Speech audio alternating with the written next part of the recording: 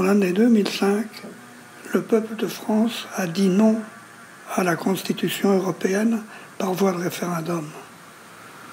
Nos députés, que nous élisons démocratiquement, que nous payons pour être nos porte-parole, n'en ont tenu aucun compte. Ils ont dit oui à notre non, alors qu'ils avaient été payés pour être nos porte-parole. Et nous n'avons rien dit. Que nous ayons voté oui, que nous ayons voté non, là n'est pas la question. Nous avons laissé bafouer la démocratie par ceux-là même qui ont en charge de la mettre en œuvre. Mais que pouvions-nous faire? La réponse est simple. Instaurer véritablement la démocratie. Non seulement c'est aujourd'hui possible, mais c'est d'une simplicité déconcertante. C'est aujourd'hui possible parce que nous avons tous enfin compris que ça ne peut plus durer. Les injustices s'accroissent dans une telle proportion qu'elles n'en sont plus supportables.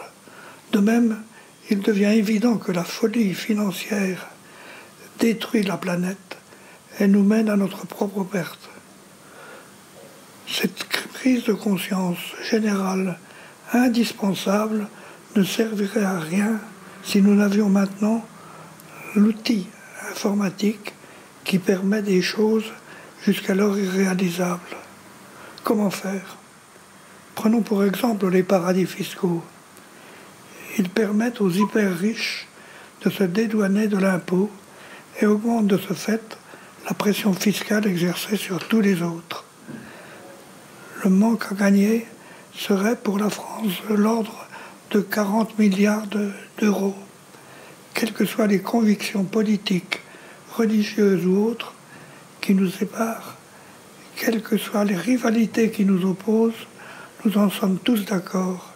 Les paradis fiscaux sont l'une des plus grandes injustices de notre système économique. Même les clivages politiques les plus durs n'y résistent pas, puisque à l'évidence, mélenchistes ou lepénistes s'entendraient sur ce sujet. Jusque dans les rangs les plus riches, certains estiment ne pas payer assez d'impôts. Pour une fois, ne nous laissons pas diviser. Retrouvons-nous dans ce qui nous unit. À l'exception d'une infime minorité égoïste, nous partageons le même sentiment. Alors pourquoi ne pas agir tous ensemble? Grâce à Internet, il suffit, oui, il suffit d'un clic. Nous pouvons dire notre volonté d'en finir avec les paradis fiscaux en allant sur le site http://aidonsladémocratie.free.fr. Dans un premier temps, il s'agit uniquement de se compter. Il suffit de cliquer pour dire que nous sommes contre les paradis fiscaux. Quoi de plus facile?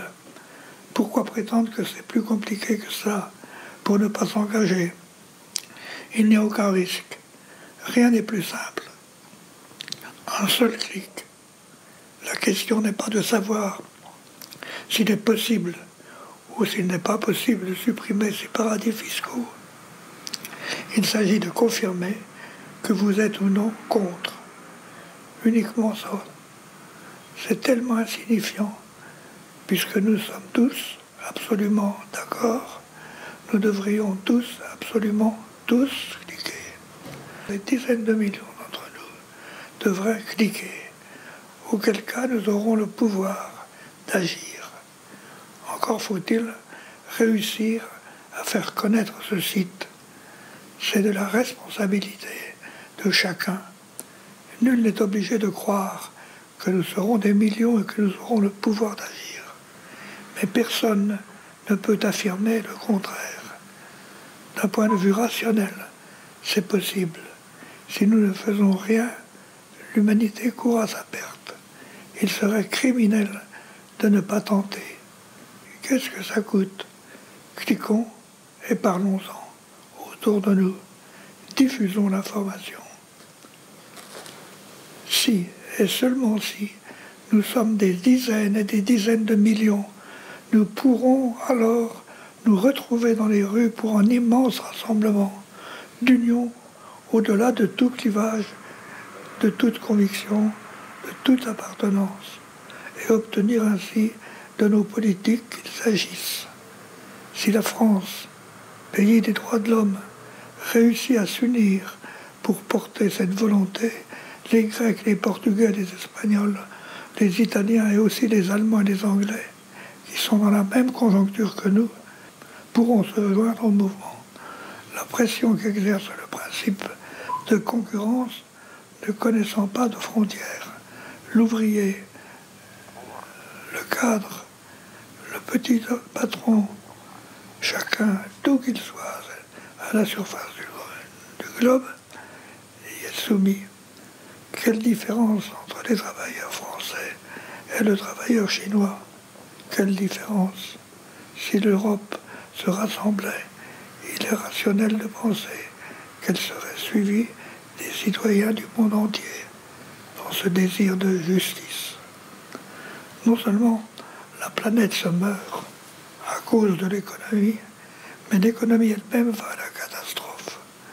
Les restrictions à venir achèveront de convaincre ceux qui n'ont pas encore admis. Les prochaines mesures d'austérité vont exacerber les mécontentements, lesquels donneront lieu à des manifestations de contestation. Si de telles actions conflictuelles ont lieu, elles entraîneront répression et violence. Il n'y aura alors plus place pour l'expression pacifique. Nous ne pouvons plus attendre.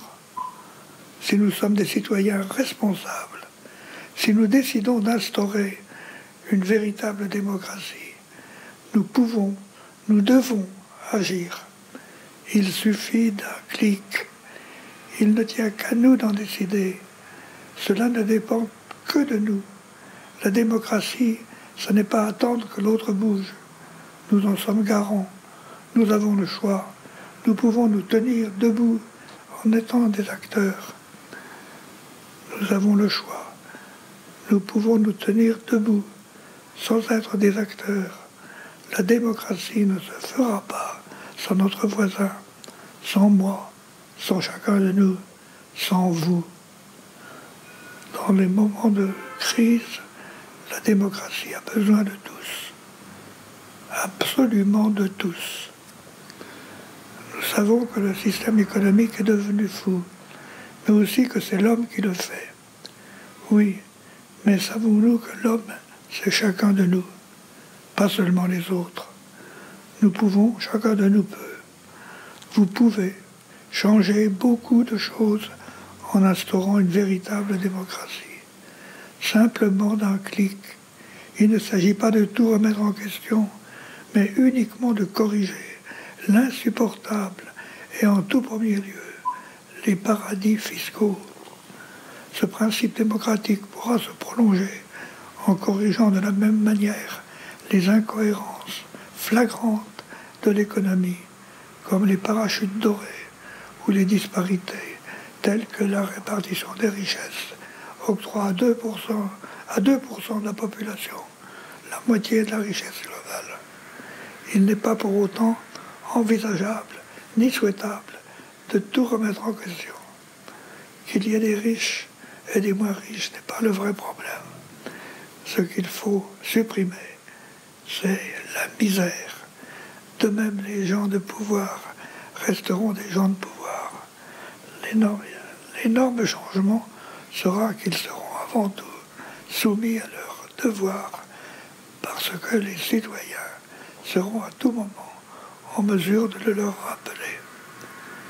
Il s'agit simplement de corriger l'inacceptable. Ce principe ne pouvant être efficace que s'il fait l'unanimité, il trouvera ses limites naturelles. Il pourra cependant donner toute son efficacité en corrigeant les folies évidentes du système. Alors, la raison l'emportera. La seule considération du profit financier sera remplacée par la volonté de progrès et de mieux-être.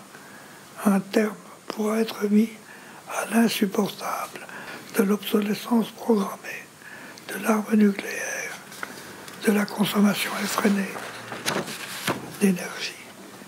La pollution par la surconsommation et le gaspillage n'ayant plus de raison d'être, il deviendra possible d'éradiquer la misère.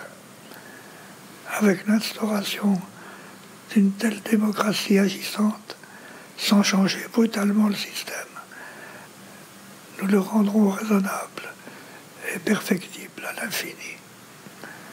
Le principe trouvant ses limites naturelles dans l'obligation de satisfaire tous comme chacun, il ne peut y avoir de risque de débordement. Alors, agissons de façon rationnelle, même si nous refusons d'y croire.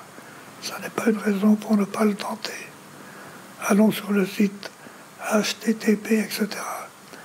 Aidons la démocratie, free.fr, pour dire que nous nous unissons à tous ceux qui ne supportent plus l'existence des paradis fiscaux. Beaucoup d'autres choses deviendront alors possibles, puisque c'est si simple et sans risque. Pour nos enfants, changeons le monde. C'est fatigant. Merci, monsieur. C'est puissant.